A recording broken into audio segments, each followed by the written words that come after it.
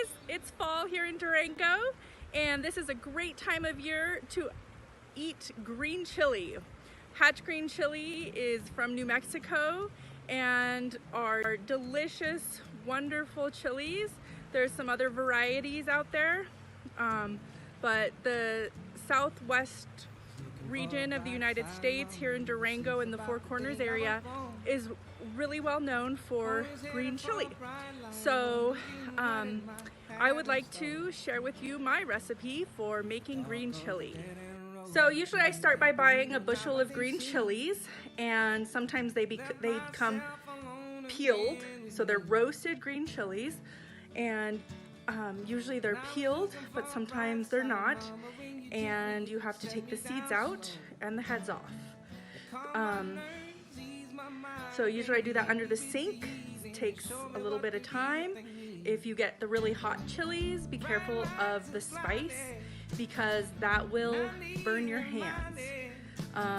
You can wear plastic gloves, or even like a city market plastic bag over your hands will help protect them.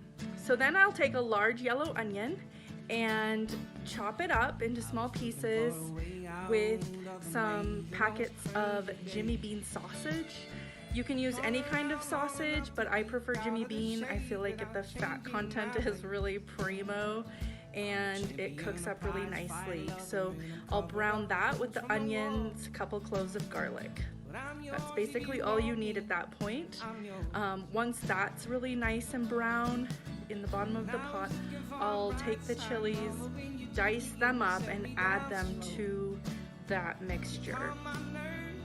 And from that point, I'll add enough water to cover the chilies, and I'll add some salt and 2 packets of a bouillon.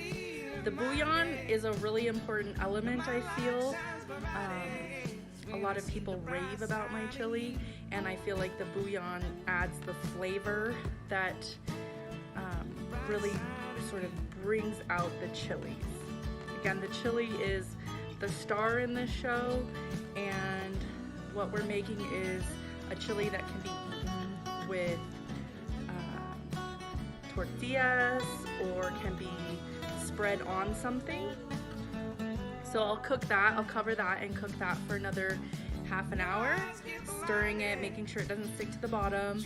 And then when there's liquid on the top, I'll take a large cupful, like a mug full of that liquid out, and add some tablespoons of flour to that as a thickener.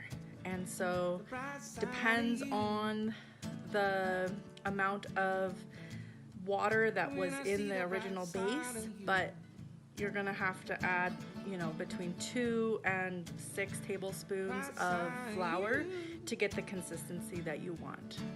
From there, it's basically serve and enjoy. So if you do have this, invite me over. It's one of my favorites. It's actually one of the highlights of why I moved back to Durango. And again, people who grew up on this stuff, it's almost an addiction that we have. So enjoy.